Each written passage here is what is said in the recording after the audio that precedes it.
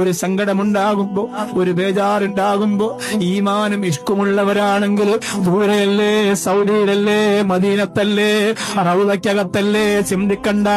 അതറിയാൻ എന്റെ മുത്തായ ഹബീബ് നബി മുഹമ്മദ് മുസ്തഫ സല്ലല്ലാഹു അലൈഹി വസല്ലമ തങ്ങൾക്ക് കഴിയും എന്ന് നിങ്ങൾ ഉറച്ചു വിശ്വസിച്ചോ പ്രിയപ്പെട്ടവരെ. മഹാനായ അബൂ ഹുറൈറ റളിയല്ലാഹു അൻഹു വിശപ്പ് സഹിക്കാനാകാതെ പുന്നാർ റസൂലിന്റെ സദസ്സിൽ നിന്ന് ഇറങ്ങിയിട്ട് വഴിയിൽ വന്നിരിക്കുകയാണ്. ആരെങ്കിലും സഹാബത്ത് വീട്ടിൽ വിളിച്ച് വല്ലതും തരുമെന്നറിയാൻ വേണ്ടി. ആരോടും ചോദിക്കൂല. എല്ലാ സഹാബികളും സലാം പറഞ്ഞിട്ട് പോയി. എന്തിനാ അവിടെ ഇരിക്കുന്നെന്ന് ചോദിച്ചില്ല. അപ്പോഴാണ് കടന്നു വരുന്നത് മുത്തായ ഹബീബ് നബി മുഹമ്മദ് മുസ്തഫ സല്ലല്ലാഹു അലൈഹി വസല്ലം. സലാം പറഞ്ഞിട്ട് വരൂ അബൂ ഹുറൈറ എന്ന് പറഞ്ഞ് വിളിച്ചു കൊണ്ടുപോയി. വീട്ടിൽ കൊണ്ടു ചെന്നപ്പോ ഒട്ടകത്തിന്റെ പാല് ഒരു പാത്രത്തിൽ എടുത്തു വെച്ചിട്ട് പറഞ്ഞു, അബൂ ഹുറൈറ, ഇതേ ഉള്ളൂ അബൂ ഹുറൈറ, നിന്റെ വിശപ്പ് മാറുമോന്നറിയില്ല. ഈ ഈന്തപ്പനയുടെ കൊട്ടാരത്തിന്റെ അകത്ത് മാത്രമേ ഉള്ളൂ.